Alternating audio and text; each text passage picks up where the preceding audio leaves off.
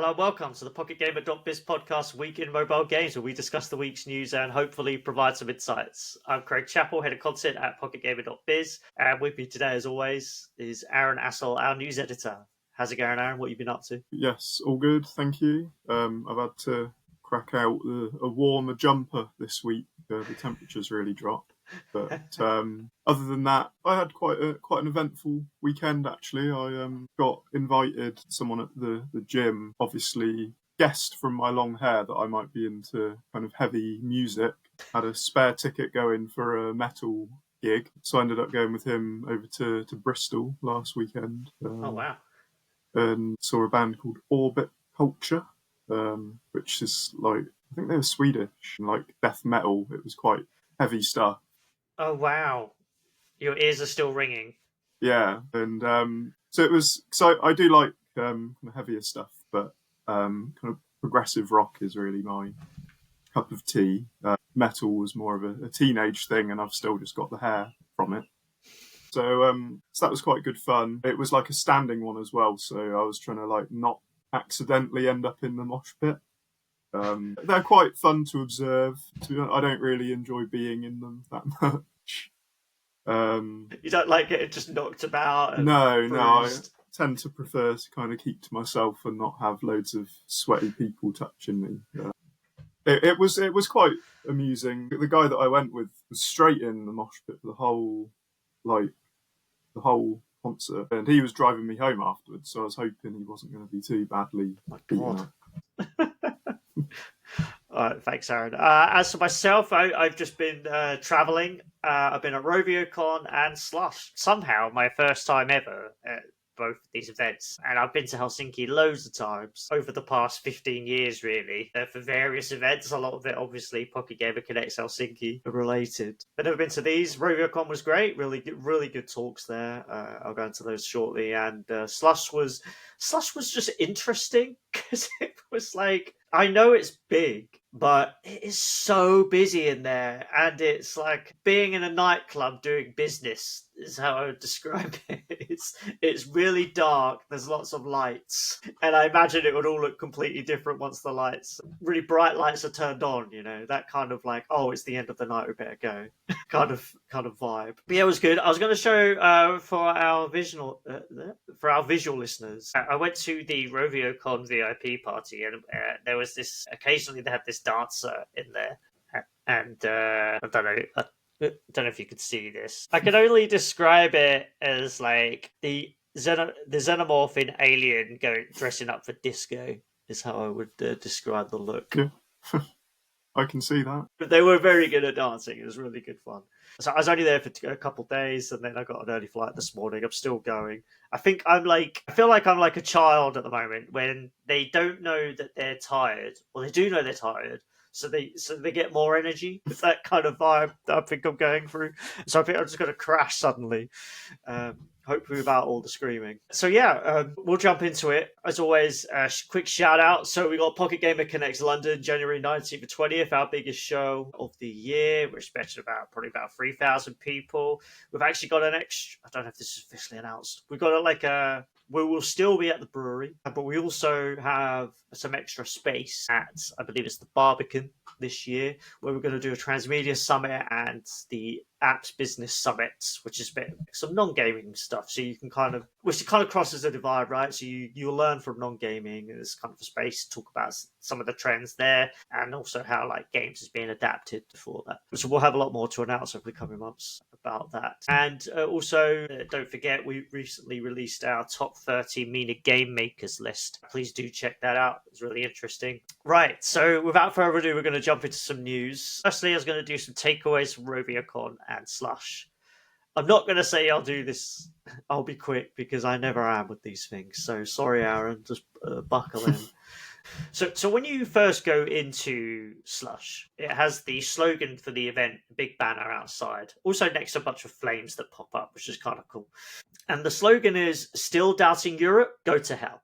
Which is clever, again, for visual listeners. It's like that. No one can read that. Never mind. But so it has that. So still doubting Europe, right? And then the idea is that you shouldn't doubt Europe. So it was kind of surprising that literally right off the bat of the event, the presenters come out, and then they start saying like how good Europe is. So obviously that's the point of the event. It's a big, I guess people don't know Slush, big tech show for Europe, basically, right? Lots of investors in town, lots of startups trying to find investment. That's basically the pitch of the event. And they come out and they're like talking it up, but they're also like, there's like a warning in there. And they outright basically saying, like, but this is all at risk by European regulation. Like, how dare they regulate things? Then there was another talk by Atomico, who I believe do it every year, but this one was like pretty politically charged, I would say. So they do a report on like the state of like European tech and investment, and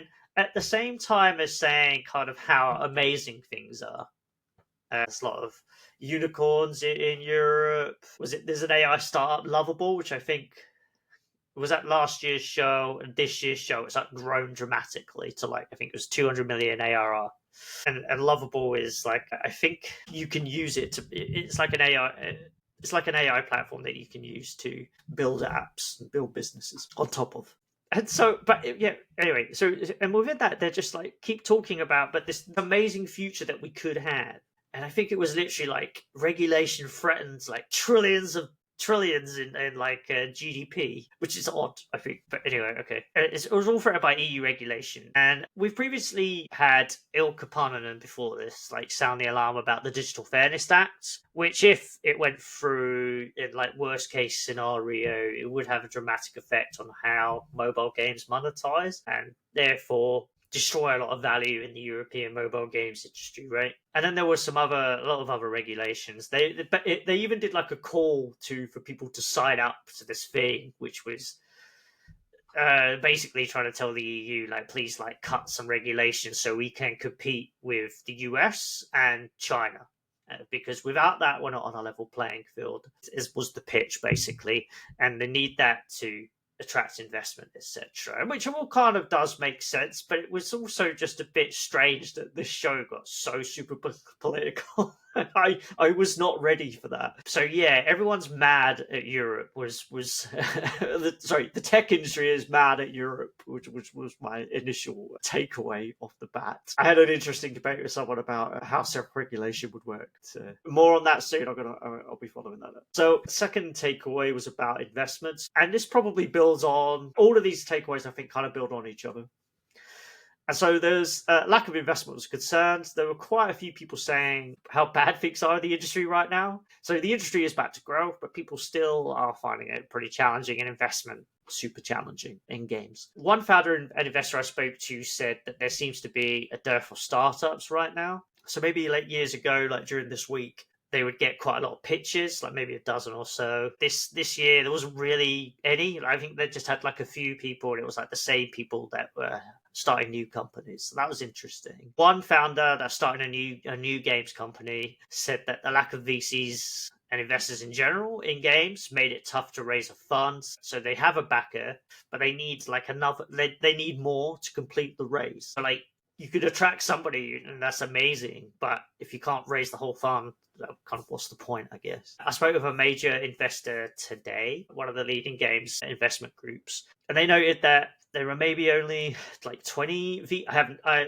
apologize, I haven't fact checked this. They noted that there are maybe only like 20 like active gaming VCs in gaming right now. So I guess that is like one reason that it's pretty hard, right? There's just not that much going on. For this group, they're still very much investing in casual games, and a lot of that is actually in Turkey. And I also spoke with another developer that's actually making a game for PC. That looks pretty exciting. They've got, can I say this? They've got 17,000 signups. 17,000 wish lists for their upcoming PC game, which is really cool. But they said it was like difficult to attract funding at the moment.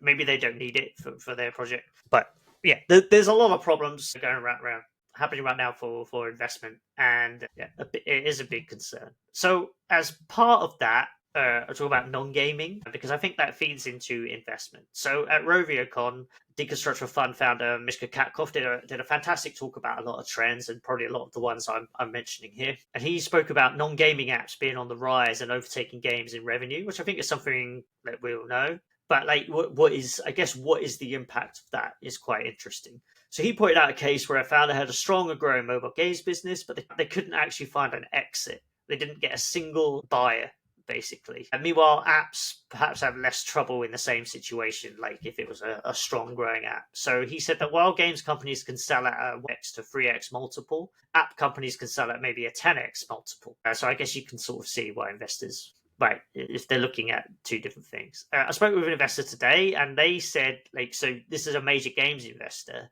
They're still doing games, but they are expanding into non-gaming, particularly where there's some sort of crossover, I guess, in skills. He noted that, for example, microdrama is on the rise as the fastest growing space, and is like a place that they're interested in putting some of their investment in these days. Shout out Quibi, if you know, you know. He also said for valuations, games companies do get less valued just because, almost. I think he was still suggesting that there's less value because people still think that games companies, they'll have a hit game and the revenue won't keep coming in, even though that's not really necessarily the case, because as we know, a lot of the top games keep going for years, generate revenue for years, almost like a SaaS business, he was saying. But I think some investors still don't quite understand that at that level. And he referenced, like, also in terms of like multiples and returns, a company like Perplexity can get valued at like 100x its revenue. And you're just not going to get that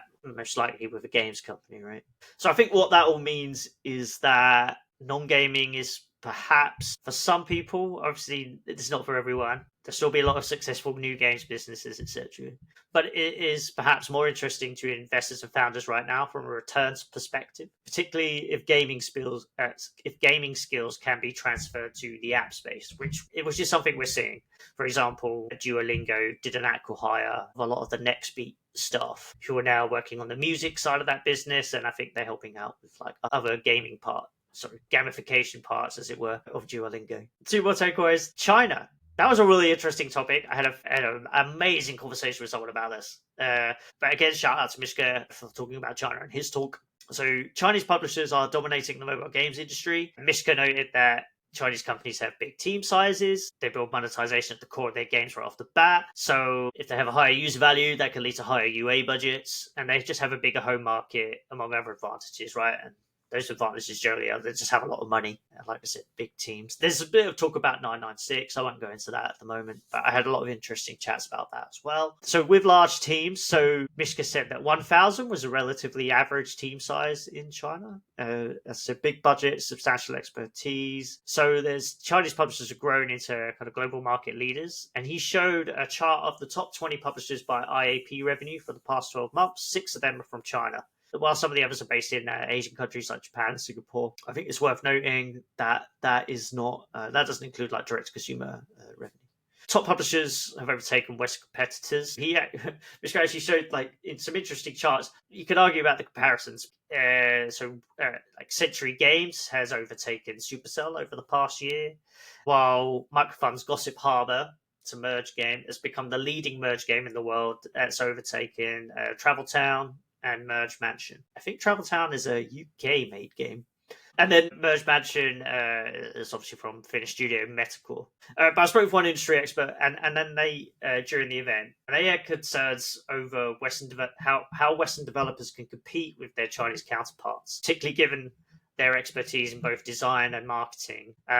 He said they're going to continue to grow, and they could like kill the Western games industry over the next few years, which is quite extreme. But the way that he was talking about it did make me be like, oh right. And then if you think about the charts I just mentioned from Mishka about how they're dominating like certain categories now around the world, so Forex strategy, they're dominating, I guess, shooters, PUBG Mobile, now Delta Force.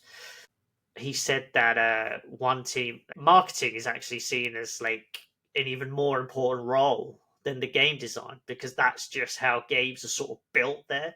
And like one game had like 200 people working on the marketing.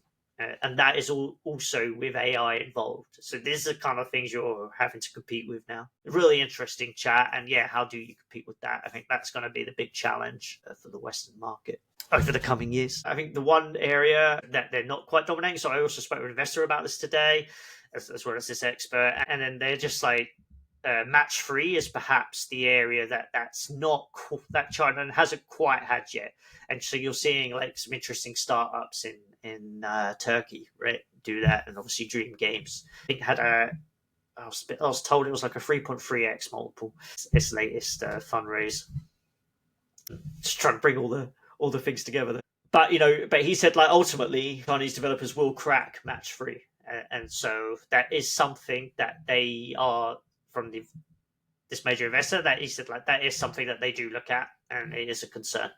So I guess watch this space over the next few years. It's not just people going China's like really good. It's like I think if you think about from an investment point of view, regulatory point of view, it all kind of comes together. And then lastly, AI, because I mentioned AI there. Supercell AI lead Otto Soderlund, he hosted a session entitled "How AI is Reimagining the Future of Game Development." So Supercell's obviously doing investing a lot in it. So they've been doing in AI. They've been doing a lot of hackathons. They've opened an AI innovation lab in Helsinki and San Francisco. They're going to open another one in Tokyo in Japan. So this talk was basically looking at how Supercell thinks about AI, its strategy, and what it's actually using AI for within the company. He said he acknowledged that this is probably the fourth hype cycle for AI. So he previously got burned during a previous one, like that was more about machine learning. But he thinks the hype is real now. He described AI's potential impacts like the Industrial Revolution, except instead of bringing automation to manual labor, the technology is replacing repetitive knowledge work. Right now, Supercell AI implementations include anything from coding co-pilots, bots for balancing, ChatGPT and prompting training, to creative AI assets for 2D, 3D, and video, AI live ops, UA asset creation, creation pilots, AI for player support, and more. He concluded the session by saying he doesn't envision AI replacing creativity, but rather it can boost it. I'll put a link to the whole article. It's well worth checking out. I don't think I'd do it all justice, but yeah, basically it kind of feels like Supercell is kind of all in on it. Mishka is interestingly describing companies that are all in, or some that are kind of like using AI, but it's not like mandatory top down. AppsFly is a really interesting example. I spoke with a couple of people about that. Mishka mentioned it in his talk. And I think they basically gave people like a couple months like to completely just train on AI tools. And then after that, they can now use those tools however they like to support their work. So it's not like a top down, you need to use this tool to do something. It is so they're now properly trained on the new tech. And so they can actually actively see, okay, I think this will be really good to help me do this job. So I guess it's a bit more on the employee rather than management saying, do this and it doesn't work. Which I thought was really interesting. And obviously AppsFly had major announcements this week. I think 8 new products, was it, Aaron? And a lot of those AI tools. So lastly, the investor I spoke with today said that with AI, while they used to ask if companies are using AI, now they'll ask them, why not? And also, just by the way, like Chinese companies have been using AI already, is what he was saying. So not at least considering useful tools could put you at a competitive disadvantage, I think was the general gist. That's it for my long usual meandering roundup of the event. It was really good though. So thanks for everyone that kind of took the time to chat with me. I'll put a few articles up on the site this week and over the coming weeks from that. A lot of interesting discussions. Right. So, Aaron, you have this. I mean, I also have a lot to say about this, but the most ridiculous thing happened this week. Yes. Yeah, so Unity held its Unite 2025 conference earlier this week. And I mean, there were a few announcements, like there's a multi-title partnership with 2K Games, and there were some stats on Unity's Vector AI.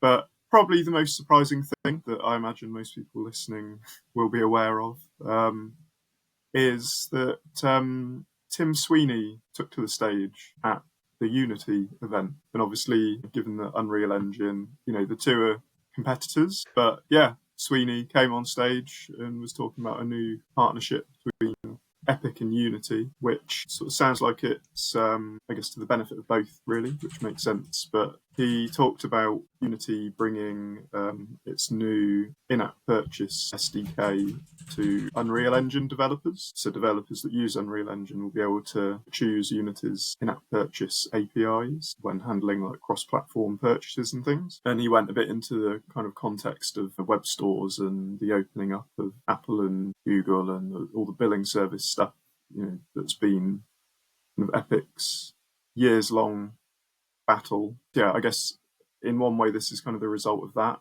and kind of leveraging some of Unity's tech. And then at the same time, Unity developers are going to be able to publish their games directly on Fortnite starting next year. And apparently Unity made games will also be eligible to appear in its like discovery system, like games built in Unreal are, and to participate in Fortnite's economy. He said Fortnite is evolving towards an open metaverse economy. So yeah, I guess benefits for both, but just, really, I started watching the conference the other morning and just didn't really expect to see Tim Sweeney chatting, which was, Wild. half wondering if I was still asleep. If you're dreaming about that, Aaron, I mean, you've been working too much. I mean, I'm amazed. So I remember like years ago, like to get an idea. I mean, we all know that Unity and Unreal have kind of have been in fierce competition for a long time. That is nothing new to anybody listening. Right? But like to get one idea of how big a deal this is, not just because they're competitors. I can't remember the year. 20. It's pre-2016, I can't remember, 14, 15, something like that. And so Unity, I think it was at GDC, like went free. And then there was just suddenly like this clamor of announcements for game engines. It almost felt like a panic thing. So I don't know how much had already been going on in the background to change business models and how much they already knew about each other's like upcoming announcements, whatever. But it felt like a panic response. Unity went free. And then suddenly, Crytek made a change for CryEngine. I can't remember what it was. And then Epic made a change for Unreal Engine. It felt like basically in response. I think it went effective. I could be wrong. I'll check. But I'll make a correction. But I think it went like free. Then Epic, like free, in quotes. And then Epic would take a 5% cut on gross revenue, perhaps over a certain threshold. And then I remember on stage, it might have been that GDC or a subsequent one. I think it might have been a subsequent one. Unity is when I think John Riccitiello was in charge, right?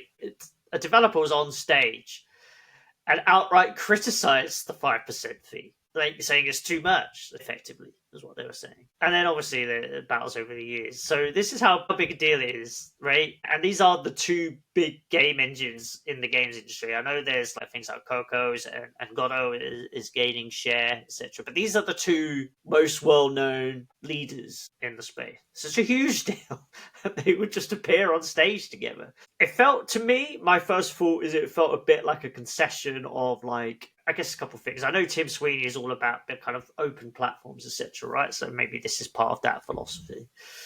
It felt like a bit of a concession to say, well, maybe Unreal Engine isn't really going to compete in some areas with Unity. Unreal Engine has its specialisms, right? That's advantages over Unity, but it felt like a bit of a concession to say, like, and I always look at it now since the Fortnite company, so it's probably more focused on UEFN. I'm not saying for 1 second that they're ditching Unreal and not going to keep developing, and like, isn't the next MiHoYo game built on Unreal Engine, right? So it's still big business, but maybe they don't see it as like the big future, like that particular part of it. And then Aaron, you saw a really interesting post. Aaron, you pointed out that Building Blocks founder James Purell had a really interesting take on the move.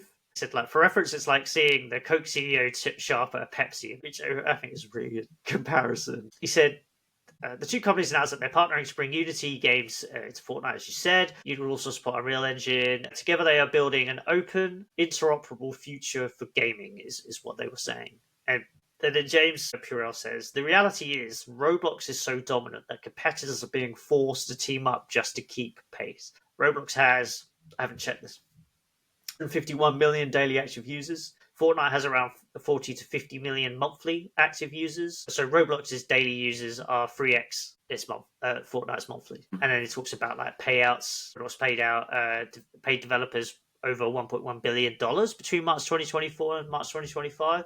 Epic paid out $352 million to creators in all of 24. So 3x more going to Roblox. And then he says, Epic has been trying to build a user-generated content platform for just over 2 years. However, 7 of the top 10 most popular games on Fortnite are made by Epic themselves. They are literally competing against their own content. Additionally, Unreal Engine is generally difficult to learn. It requires C++ programming knowledge. Roblox Studio uses simple Lua scripting that kids can pick up, and Roblox has had 19 years to build their ecosystem. Unity is the most popular game engine in the world. Instead of waiting for developers to learn Unreal Engine, Epic is saying, bring your existing Unity games over and you get instant access to 500 million registered Fortnite accounts. It's a shortcut to competing. And then he kind of makes reference to the search engine wars when Yahoo, AltaVista, and AskJeeves were all competing, and then Google came along and did search so much better that within a few years, competition wasn't even close. So he finishes with, Roblox isn't just winning the platform wars. They've won so decisively that the entire industry is restructuring around them. When two fierce competitors have to join forces, that's not a collaboration. That's a response to a market leader that's too far ahead to catch. The gap isn't closing, it's widening. Epic and Unity are making a smart move, but make no mistake about what forced the move to happen. We're watching Roblox have its Google moment in real time. Now, I think that is a really interesting take. I don't necessarily agree with all of that. Like, Fortnite has previously kind of been better for older users, which is what Roblox has been trying to break into. And remember, Roblox is not profitable. So I think Epic is now profitable after they made a lot of layoffs. So there are differences here. Will Roblox ever be profitable? You don't really. Well, I mean, you assume.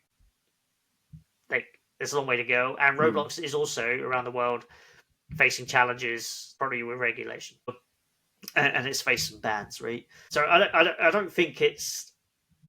I don't think Roblox. I don't think we're necessarily watching Roblox have its Google moment. But it is mass platform, and then obviously I do agree that this is kind of a concession. Like, we need to get more developers on this platform. Really interesting, huge news from many angles for UGC. Just the fact they're competitors. Yeah, this is a big kind of, I guess, shot across the bow to Roblox. So we'll see where it goes from here. Maybe they'll fall out. Aaron, what's your next story? Yeah, so my other story this week is about Sonic Rumble, which launched which launched a few weeks ago after almost a year of delays. Obviously, this is a new Sega game on mobile and PC. It's sort of turned Sonic into a 32-player battle royale. And it was originally planned to launch last winter, and it got delayed into May this year, and then was delayed again indefinitely about a week before it was supposed to come out. And I say finally, a couple of weeks ago, it did release. It's been quite a wait and a tentative one, I suppose, for people who've been eager to play. So particularly, it was quite big news, I think, back in May when it did get delayed again, like a week before the release date, after they'd already been doing like pre-registration campaign stuff. But yeah, it's finally arrived, and now that it's here, according to AppMagic estimates, it made just 228,000 first 10 days. Sonic Rumble was also only the 36th most downloaded mobile game on its release date, and the second most downloaded party royale. It was the top party royale game on iOS specifically, but it didn't seem to kind of set the world on fire as such after all the delays to kind of make it possible. But when we spoke to Rovio earlier in the year, who's sort of serving as the community support, the ears of the company, of the game, they said that the first delay was kind of allowing Sega to add new features, like there's Quick Rumble, which is better tailored to mobile players because they're shorter sessions, and then there's kind of an additional kind of competitive angle to the game. And then when they delayed it again, the team said that was to further reshape the game. So, like, clearly a lot of work has gone into trying to get this right, I guess, and delaying it to really try and achieve that. And then it kind of seems like it hasn't paid off so far. So November 5th was the launch date. That was Sonic Rumble's most lucrative day so far. It's kind of declined since then. And player feedback sort of highlighted confusion, according to the team, around certain key game design elements, and apparently a misconception about certain rewards, which Sega has tried to address in a post online. But they're also kind of intending to revise Sonic Rumble's tutorial and update the game's interface. And basically, even though it's fully globally released now, still make more changes to actually kind of make this work, I guess, in the way that it's supposed to. So it's kind of a shame after all the delays to, that they thought it was ready to go at this point, and then ultimately it seems like maybe it still needed a little bit more time to iron out a few kinks. It's a surprise that after the year's delay, like you say, it's not got off to the start maybe they'd have wanted. I don't think it's, people might disagree, I don't think it's necessarily the worst start ever. It's making some money, right? I think we all get obsessed with it's not making millions of dollars. It's a complete and utter failure. However, it is the Sonic IP. There's a lot of work that's obviously gone into this game from Sega, and then Rovio, I think, from the publishing side, effectively. I guess you want it to do more at this stage. We'll see how it goes with the changes. But then they've already spent a year making them. How much more can they do before it becomes a different game? And then I just start thinking of the whole. I know it's a different situation, but I start thinking of the whole Squad Busters thing. When in the end it was just so we might as well just cancel it. We're just going to make a new game. We'll just cancel. So, we'll see how it goes. I don't want to immediately call it a failure because, like I said, it's making some money. It's nowhere near profitable. I guess. Sorry, go on. I have an interview with Rovio about a number of things. We did touch upon Sonic Rumble, so check that out over the next week or two. I think that, they didn't say that they were completely unhappy with the launch. They just said, we'll just keep trying to improve it, basically. So they're going to stick with it. Yeah. And I guess, as you say, we often talk about the games making millions or billions of dollars, but, a lot of games don't and are still successful. I guess for a bit of kind of perspective, although it's one we have criticised as not being such a big hit, a couple of months ago now, Nintendo released Fire Emblem Shadows, which made 200,000 in a month. By that benchmark, Sonic Rumble's already done more than that in a third of the time. If that's the new kind of bar. If that's the bar. I mean, the most surprising thing to me is still that this is a Sega-made game and not a Rovio-made game. I don't know how long it was in development then before, but you buy this big mobile developer with all this capacity, and then you have your Sega team make it. I don't know. It's just a weird one. I'm sure they're talented at the studio. It just always struck me as strange. Rovio itself needs a hit, but I think if you're out there looking at it, I wouldn't necessarily think this is a Rovio failure. This is Sega's side, despite Sega kind of really criticising Rovio recent financials. Right, thanks very much for that, Aaron, and thanks everyone for tuning in. As always, it's always fun to do these shows. Sorry if I'm a bit even more talkative than usual. I think I'm just tired. But hopefully you found some of that insightful. We'll be back again, as always, next week. Goodbye.